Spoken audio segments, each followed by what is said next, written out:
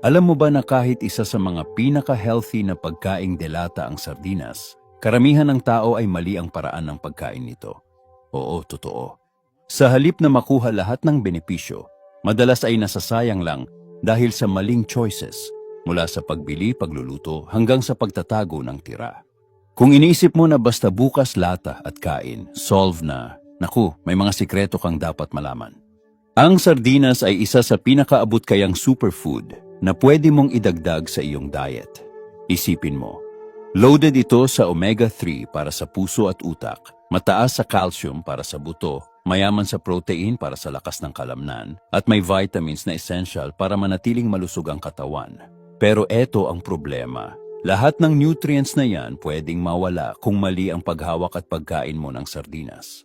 Marami sa atin ang guilty dito. Tinatapon ang parte na may pinakamataas na nutrisyon, binabago ang lasa sa maling paraan, o kaya pinapabayaan ang sardinas hanggang masira. Minsan simple lang ang pagkakamali, pero malaki ang epekto sa kalusugan at sa lasa. Kaya sa video na ito, pag-uusapan natin ang 10 common mistakes na dapat mong iwasan para siguradong sulit ang bawat bukas ng lata ng sardinas. At syempre, may practical tips din kung paano mo mapapakinabangan ang lahat ng goodness na dala nito. Bago tayo magsimula, isang mabilis na favor lang. I-tap mo na ang like button kung interesado ka sa mga ganitong health tips. Mag-subscribe ka na rin para hindi ka mahuli sa susunod naming videos. At kung gusto mo pang makarinig ng ganitong content, i-comment mo ng yes para alam naming kasama ka sa ating healthy community. Mistake number 10, pagtatapon ng maliliit na buto ng sardinas. Isa sa pinakakaraniwang pagkakamali ng maraming tao ay ang pagtatapon ng maliliit na buto ng sardinas. Sa unang tingin parang tama lang ito. Sanay kasi tayo na kapag isda, ang buto ay iniiwasan dahil matulis, nakakairita at minsan delikado. Pero ibang-iba ang sardinas. Dahil sa proseso ng canning, pinipressure cook ang sardinas hanggang sa lumambot ang kanilang mga buto. Kaya't safe silang kainin at halos hindi mo na mapapansin habang ngumunguya. Sa totoo lang, maraming regular na kumakain ng sardinas ang hindi na rin alam kung saan nagtatapos ang laman at nagsisimula ang buto.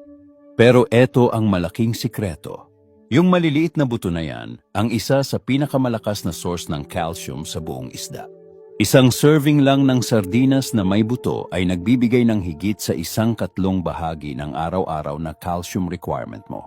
Importante ito para manatiling malakas ang buto, matibay ang ngipin, at gumana ng maayos ang muscles. At hindi lang iyon, kasama pa ang vitamin D na tumutulong sa katawan para masipsip ng maayos ang calcium. Para silang mag-partner, calcium para sa tibay, vitamin D para sa absorption. Perfect combo, lalo na para sa mga seniors na mas prone sa osteoporosis at kahinaan ng buto. Kapag tinanggal mo ang buto, hindi lang dagdag trabaho ang ginagawa mo. Tinapon mo rin ang pinakamahalagang nutrisyon. Oo, may mga deboned sardines sa merkado, pero kadalasan mas mahal pa at mas sira ang itsura dahil sa proseso ng pagtanggal. Ibig sabihin, mas mataas ang presyo kapalit ng mas kaunting benepisyo. Kaya simple lang ang solusyon. Huwag mong alisin ang buto. Safe, nutritious, at halos hindi mo na rin ramdam kapag kinain. Isipin mo na lang, dagdag bonus ito na hindi mo kailangang bayaran. Nutrients na kasama na sa bawat lata. Mistake number 9. Pagpili ng sardinas sa tubig imbes na sa oil. Maraming tao ang naniniwala na mas healthy ang sardinas kapag nakapak sa tubig kaysa sa mantika. Dahil nga mas mababa ang calories at mas light pakinggan, akala ng iba na ito na ang best option. Pero ang totoo, kapag water-packed ang pinili mo, nawawala ang lasa at nutrisyon na dapat makukuha mo sa sardinas. Ganito kasi yan, ang sardinas ay natural na mayaman sa healthy fats, lalo na sa omega-3 fatty acids. Ito ang uri ng taba na tumutulong magpababa ng inflammation, protektahan ang puso, at suportahan ang kalusugan ng utak. Kapag nakapak sa oil, mas napoprotektahan ang natural oils ng sardinas laban sa oxidation. Ibig sabihin, mas tumatagal ang freshness, mas buo ang lasa, at mas buo rin ang nutrients. Kung sa tubig naman, mabilis matuyo ang sardinas. Nagiging bland, minsan metallic pa ang lasa dahil walang shield ang natural oils laban sa pagkasira. Habang tumatagal, bumababa rin ang kalidad ng omega-3 at vitamins. Sa madaling salita, mas mura nga pero kulang ang sustansya at hindi masarap kainin. Kapag nakapak sa quality oil tulad ng olive oil, ibang usapan. Hindi lang ito mas flavorful, kundi nagiging mas malasa pa habang tumatagal. Parang fine wine, the longer it sits, the better it tastes. At huwag kang matakot sa dagdag calories mula sa oil dahil ito ay good fats na kailangan ng katawan mo. Kaya kung gusto mong masulit ang sardinas mo, huwag magpauto sa water-packed is healthier. Ang totoo, mas panalo ka sa oil-packed sardines dahil mas masarap, mas puno ng nutrisyon at mas sulit sa kalusugan. Mistake number 8. Pagtatagal ng bukas na lata ng sardinas. Isa sa pinakakaraniwang pagkakamali ay ang pagpapabaya sa bukas na lata ng sardinas. Marami ang nag-aakalang pwede pa itong tumagal ng ilang araw basta nasa ref, pero ang totoo, mabilis itong nasisira kapag na-expose sa hangin. Kapag nabuksan ang lata, nagsisimula ng mag-oxidize ang natural oils ng sardinas. Ibig sabihin, unti-unting nasisira ang omega-3 fatty acids na siyang dahilan kung bakit healthy ang sardinas. Bukod pa rito, nagbabago rin agad ang lasa mula fresh at savory, nagiging mapakla o metallic. Depende rin kung saan ito nakapack. Water-packed. Pinakamabilis masira, kadalasan sa loob lang ng 24 na oras. Oil-packed, tumatagal ng 2 hanggang 3 araw sa ref. Tomato-based, pwedeng umabot ng 3 hanggang 4 na araw. Pero tandaan, kapag lumampas ng 1 linggo, kahit anong klase pa yan, spoiled na at hindi na ligtas kainin. Isa pang malaking pagkakamali ay ang pag-iwan sa mismong lata. Kapag nabuksan, nagre-react ang metal sa hangin at mas pinapabilis ang pagkasira ng sardinas. Bukod sa pangit ang lasa, nagiging unsafe pa para sa kalusugan. Ang tamang gawin, agad na ilipat ang sardinas sa malinis na airtight container na gawa sa salamin o plastic. Masisiguro nitong mas mabagal ang oxidation, mas mapapanatili ang flavor, at mas safe kainin. Kung gusto mong mas tumagal, pwede ring i-freeze pero magbabago ang texture at magiging mas malambot. Kaya mas mainam, kainin agad sa loob ng 2 hanggang 3 araw at huwag magbukas ng higit sa kaya mong ubusin. Sa simpleng habit na ito, masisiguro mong ang sardinas mo ay laging fresh, masarap, at puno pa rin ng nutrisyon. Mistake number 7. Walang pansin sa expiration at storage. Maraming Pilipino ang naniniwala na dahil canned food ang sardinas, para bang walang expiration at pwede itong itago ng kahit gaano katagal. Pero hindi ito totoo. Oo, matagal ang shelf life ng sardinas, pero may hangganan pa rin ang freshness at nutrisyon nito, lalo na kung mali ang paraan ng pag-iimbak. Ang kalaban ng sardinas ay init, araw at moisture. Kapag iniwan mo ang lata sa tabi ng kalan, sa may bintana na tinatamaan ng araw, o sa mamasamasang lugar, mas mabilis masisira ang laman. Unti-unting nag-o-oxidize ang healthy oils ng sardinas, nawawala ang omega-3, nagiging mapakla ang lasa, at bumababa ang kalidad ng nutrients. Importante rin na tingnan ang expiration date sa lata. Huwag basta bumili ng maramihan kung hindi mo naman agad makakain. At kung may iba't ibang klase ka ng sardinas, halimbawa, nasa tomato sauce at nasa oil, unahin ang mga nasa acidic sauce dahil mas mabilis itong nasisira kaysa sa oil-packed. Isa pa, laging suriin ang lata bago buksan. Kapag may bukol, kalawang, tagas o bloated na itsura, huwag nang ipilit. Delikado ito at posibleng may bakterya na sa loob. Tandaan, mas mura pa ang bumili ng bagong lata kaysa magkasakit. Sa tamang storage, pwedeng tumagal ng 2 hanggang 5 taon ang sardinas. Ilagay lang sa malamig, tuyo at madilim na lugar tulad ng pantry. Para laging fresh, gumamit ng first in, first out rule. Kung ano ang una mong binili, iyon din ang unang kainin. Ang sardinas ay isang murang superfood, kaya sayang kung masisira lang dahil sa maling pag-iimbak. Kaunting disiplina sa storage ay mas ligtas, mas masarap, mas nutritious na sardinas. Mistake number 6, pagkain lang diretso sa lata. Aminin natin, isa sa mga dahilan kung bakit patok ang sardinas ay dahil madaling kainin. Bukas lata, lagay sa plato, kain agad. Wala nang luto-luto, tipid sa oras at effort. Pero kung ito lang palagi ang paraan mo, malaking pagkakamali ito. Dahil hindi mo nasusulit ang lasa at nutrisyon ng sardinas. Kapag puro diretso sa lata, mabilis kang magsawa. At kapag nagsawa ka, mas kaunti na ang pagkakataong makuha mo ang benepisyo nito gaya ng omega-3, calcium at protein. Ang totoo, ang sardinas ay napaka-versatile na pagkain. Pwede itong gawing pang-ulam, pang-snack o panghalo sa iba't ibang luto. Halimbawa, i-mash mo ito kasama ng yogurt, olive oil o avocado para maging spread sa tinapay o crackers. Gawin mong topping sa toast na may kamatis, sibuyas at konting kalamansi. Parang Mediterranean style. Ihalo sa pasta sauce bago patayin ang apoy para dagdag flavor at omega-3 boost. Gawing sahog sa omelette o scrambled eggs para mas punong-puno ng protina ang agahan. Idagdag sa stir-fry o pizza toppings para maging mas savory at healthy. Bukod sa sarap, nakakatulong din ang tamang kombinasyon ng sardinas at iba pang pagkain para mas maging nutrient absorbable ang kinakain mo. Halimbawa, kapag sinamahan ng gulay na mayaman sa vitamin C tulad ng kamatis o sili, mas nagiging madali para sa katawan na ma-absorb ang iron mula sa sardinas. Kaya't oo, masarap at convenient ang kumain diretso sa lata paminsan-minsan.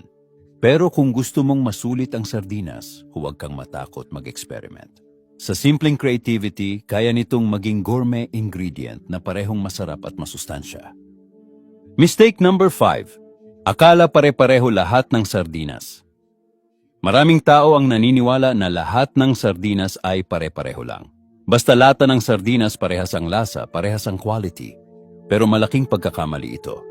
Katulad ng kape, alak o keso, ang sardinas ay may kanya-kanyang lasa, texture, at kalidad depende kung saan sila nanggaling, paano sila napack, at anong season sila nahuli. Halimbawa, ang sardinas mula sa malamig na tubig gaya ng Norway o Atlantic Ocean ay kadalasang mas firm at malinis ang lasa. Samantalang yung galing sa mas maiinit na tubig ay mas malambot at mas rich ang flavor. Kahit ang panahon ng pagkakahuli ay nakakaapekto rin. Mas magaan ang lasa kapag spring at mas oily at malasa kapag taglagas o taglamig. Hindi lang iyon, malaki rin ang epekto ng packing liquid. Sardinas sa olive oil ay may mas malalim at mas rich na lasa. Yung nasa tomato sauce ay tangy at mas refreshing. Mayroon ding sardinas sa mustard, chili oil, or smoked style na may unique na character. Sa Spain at Portugal, may mga premium sardinas na nakababad sa high-quality olive oil at habang tumatagal, mas nagiging complex at masarap ang lasa. Kaya kung natikman mo ang isang brand at hindi mo nagustuhan, hindi ibig sabihin na ayaw mo na sa lahat ng sardinas. Baka mali lang ang variety o brand na napili mo. Exploring different styles, brands, at origins ay magbubukas ng panibagong experience, parang foodie adventure sa loob lang ng maliit na lata. Sa madaling salita, huwag kang mag-stick sa isang brand or flavor lang. Tandaan, hindi one size fits all ang sardinas. Kapag nag-experiment ka, baka madiskubre mo na may particular na style o brand na magiging paborito mo habang masusulit mo pa rin ang nutrisyon nito. Mistake number 4. Mali ang kapareha sa pagkain ng sardinas. Ang sardinas ay kilala bilang malasa at bold na isda. Dahil puno ito ng natural oils at savory flavor, kailangan nito ng tamang kapareha para mas gumanda ang lasa. Pero ang isang karaniwang pagkakamali ng marami ay ang paghahalo ng sardinas sa mga flavors na hindi bagay, kaya nagiging overwhelming o minsan nakakasawa. Ang sikreto sa sardinas ay contrast. Dahil rich at oily na siya, mas bagay itong ihalo sa mga ingredients na maasim, fresh at tangy. Halimbawa, isang pisil ng lemon o calamansi, konting suka, kamates, capers, pickled gulay o sibuyas. Ang mga ito ay nagpuputol ng oiliness at binibigyan ng fresh kick ang bawat kagat. Pwede ring dagdagan ng fresh herbs tulad ng parsley, wansoy, cilantro o dill. Nagdadagdag ito ng linis at freshness na nagbabalanse sa bigat ng sardinas. Ano naman ang dapat iwasan? Yung mga sobrang creamy, buttery o matamis na partner. Kapag pinagsabay mo ang sardinas na oily na at isang heavy cream sauce, nagiging too much sa dila at nakakaumay. Ganoon din ang mga sweet glazes o fruit-based toppings. Nagkakabanggaan ang alat ng sardinas at tamis ng sarsa. Isang simpleng halimbawa, sardinas sa toast na may lemon at herbs, light at masarap. Pero sardinas na nilublob sa thick cheese sauce, nakaka-overload at hindi na enjoyable. Kaya't kung gusto mong masulit ang lasa ng sardinas, tandaan ang golden rule. Balance is key. Sa tamang kombinasyon ng fresh at tangy ingredients, ang sardinas ay nagiging hindi lang simpleng canned fish, kundi isang gourmet-style dish na pwedeng ipagyabang sa kahit sinong bisita. Mistake number 3. Pagbabanlaw ng sardinas. Marami ang may maling akala na kapag binanlawan o hinugasan ang sardinas bago kainin, mas nagiging healthy ito. Ang iniisip ng iba, mawawala ang alat, ang mantika o yung malansang lasa. Pero ang totoo, ito ang isa sa pinakamasamang pagkakamali na pwede mong gawin. Bakit? Dahil ang langis, brine o sauce na kasama ng sardinas ay hindi lang basta palaman ng lata. Ito ay parte ng preservation at flavor building process.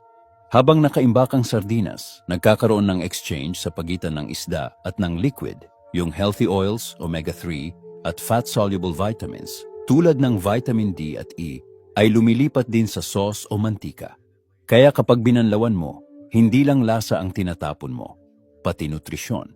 Dagdag pa kapag sardinas sa oil ang binili mo at binanlawan gamit ang tubig, nagiging slippery at sira-sira ang texture ng isda. Hindi na ito kaaya-ayang kainin at nagmumukhang mashed fish na lang. Sa tomato o mustard sauce naman, sayang ang richness at balance ng lasa dahil mawawala ang sarsa. At tungkol naman sa alat, hindi rin nito masyadong natatanggal. Kasi habang nasa proseso ng canning, nasusuok ng asin sa mismong laman ng isda. Kahit banlawan mo, nandoon pa rin ang sodium. Ang mas mainam gawin ay pumili ng low-sodium varieties kung kailangan mong bantayan ang salt intake mo o bawasan ang asin sa ibang pagkain na isasabay mo. Kaya tandaan, huwag mong banlawan ang sardinas. Kapag ginawa mo ito, para kang nagbuhos ng nutrisyon at flavor sa lababo. Mas mabuting yakapin ang mantika, sauce o brine na kasama nito. Dahil ito mismo ang dahilan kung bakit special at healthy ang sardinas. Mistake number 2, pag-iwas sa sardinas dahil malansa. Isa sa mga pangunahing dahilan kung bakit maraming tao ang iniiwasan ang sardinas ay dahil daw sobrang malansa. Totoo, sardinas ay isda at natural lang na may lasa ng dagat. Pero ang problema kadalasan ay hindi ang sardinas mismo, kundi kung paano ito nakaimbak, naihanda o pinartneran sa ibang pagkain. Ang good quality sardines ay dapat may malinis, savory at bahagyang maalat na lasa. Parang simoy ng dagat na fresh. Kung ang sardinas mo ay masyadong malansa, may dalawang posibleng dahilan. Una, hindi maganda ang quality o brand na nabili mo, o pangalawa, lampas na sa best before date at hindi tama ang storage. Ang solusyon, huwag itago sa mainit o maaraw na lugar at piliin ang sardinas na nakapack sa olive oil o tomato sauce dahil mas fresh at mas malinis ang lasa nito. Bukod doon, pwede mong i-balance ang lasa gamit ang tamang kombinasyon. Pisilin ng fresh lemon o calamansi, magdagdag ng konting suka o isabay sa kamatis at sibuyas. Ang mga acidic ingredients na ito ay nagpuputol ng heaviness ng sardinas at ginagawa itong mas lively at masarap. Dagdagan pa ng herbs tulad ng parsley o wansoy para sa freshness. At eto ang interesting, nasasanay ang taste buds natin. Kung hindi ka sanay kumain ng isda, pwedeng sa una malakas ang lasa ng sardinas. Pero kapag paulit-ulit mong tinikman sa tamang partner, unti-unting lalabas ang subtle sweetness at depth of flavor nito. Kaya huwag agad husgahan ang sardinas bilang malansa. Sa tamang brand, storage at pairing, magiging isa itong pagkain na hindi lang masarap, kundi super healthy pa para sa puso, utak at buto. Mistake number 1, pagtatapon ng mantika ng sardinas. Ito ang pinakamalaking pagkakamali na ginagawa ng karamihan, ang pagtatapon ng mantika o oil na kasama ng sardinas. Karaniwan diretsong tinatapon sa lababo, iniisip na puro taba lang ito. Pero ang hindi alam ng marami, yung mantikang yan ay punong-puno ng nutrisyon at lasa. Kapag nakapack sa oil ang sardinas, may exchange process na nangyayari habang nakaimbak ito. Ang natural juices ng isda ay humahalo sa mantika at sa kabilang banda, yung oil naman ay sumisipsip ng omega-3 fatty acids, fat-soluble vitamins tulad ng vitamin D at E, at deep umami flavor mula sa sardinas. Ibig sabihin, ang mantika ay nagiging parang liquid gold, isang free nutritional booster. Kapag itinapon mo ito, hindi lang calories ang nawawala, pati nutrients na mahalaga para sa puso, utak, at immune system. Sayang, kasi kasama ito sa dahilan kung bakit ang sardinas ay tinuturing na superfood. At hindi lang health benefits ang mawawala. Pati sa pagluluto, malaking tulong ang oil. Maaari mo itong gawing salad dressing, ihalo sa pasta o kanin, gamitin sa paggisa ng bawang at sibuyas, idagdag sa sabaw, o simpleng gawing dip ng tinapay na may kaunting kalamansi at herbs. Kung ilalagay mo sa ref ang mantika pagkatapos buksan, tatagal ito ng ilang araw at mas lalalim pa ang lasa. Sa halip na itapon, isipin mo ito bilang secret ingredient na nagbibigay ng extra nutrition at flavor nang hindi ka gumagastos ng kahit piso. Kaya tandaan, huwag mong sayangin ang mantika ng sardinas. Ito ang susi para makuha mo ang maximum health benefits at gourmet flavor mula sa bawat lata. Sino ang dapat mag-ingat sa sardinas? Walang duda na ang sardinas ay isa sa pinaka-healthy at budget-friendly na superfood. Pero gaya ng lahat ng pagkain, hindi ito perpekto para sa lahat. May ilang grupo ng tao na kailangang mag-ingat at mag-moderate ng pagkain ng sardinas. 1. Mga may high blood pressure o salt sensitivity. Karamihan sa canned sardines ay nakapack sa brine, oil, o sauce na mataas sa sodium. Ang sobrang alat ay pwedeng magpataas ng blood pressure. Solusyon, piliin ang low-sodium varieties kung available at ibalance sa pagkain na hindi maalat. 2. Mga may gout o mataas ang uric acid. Ang sardinas ay mataas sa purines na kapag na-breakdown ng katawan ay nagiging uric acid. Para sa mga sensitibo, pwede itong mag-trigger ng gout attack. Hindi ibig sabihin bawal, pero moderation is key. 3. Mga prone sa kidney stones. Dahil din sa purines, ang sobrang sardinas ay maaaring magpataas ng risk ng uric acid kidney stones. Kung may history ka nito, mainam na kumonsulta muna sa doktor bago gawing regular ang sardinas sa diet. 4. Mga buntis. Good news, ang sardinas ay napakababa sa mercury kumpara sa tuna o bangus. Safe ito in moderation. Pero dahil nasa oil o sauce ito, kailangan pa ring bantayan ang calories at sodium intake. Para sa karamihan, ang sardinas ay nutritious at ligtas kainin araw-araw. Pero kung kabilang ka sa mga grupong nabanggit, mas mabuti ang tamang kontrol at konsultasyon sa health professional. Sa tamang paraan ng pagkain at tamang dami, ang sardinas ay maituturing na kaalyado ng kalusugan. Proteksyon para sa puso, utak at buto habang hindi sumisira sa bulsa. Kung iisipin mo, ang sardinas ay isang simple pero underrated na superfood. Sa murang halaga, makakakuha ka na ng omega-3 para sa puso, calcium at vitamin D para sa buto, protein para sa muscles, at iba pang mahahalagang vitamins at minerals. Pero lahat ng benepisyong ito ay madaling masayang kung gagawin natin ang mga karaniwang pagkakamali mula sa pagtatapon ng buto at mantika hanggang sa maling pagpili ng variety, storage, at pairing. Ngayon alam mo na ang 10 mistakes na dapat iwasan para masulit ang bawat lata ng sardinas. Tandaan, huwag itapon ang buto at mantika, nandoon ang nutrisyon.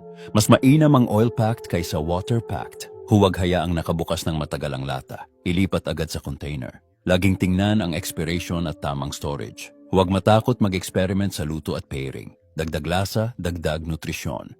Kung gagawin mo ito, hindi lang mas masarap ang sardinas, mas magiging powerful ally para sa kalusugan mo at ng pamilya mo. Ngayon gusto kong marinig ang opinyon mo. Paano ka madalas kumain ng sardinas? Diretso ba sa lata o may special recipe kang ginagawa? I-share mo sa comments, baka makatulong din sa iba. Kung nagustuhan mo ang video na ito, huwag kalimutang i-like, i-subscribe, at i-on ang notification bell para updated ka palagi sa ating mga tips para sa mas malusog at mas matalinong pamumuhay. Maraming salamat sa panonood at sa pagiging bahagi ng ating community. At kung gusto mong magpatuloy sa pag-aaral ng healthy living tips, piliin mo lang ang isa sa mga susunod na video na makikita mo sa screen. Ingat lagi at kita-kits sa next video.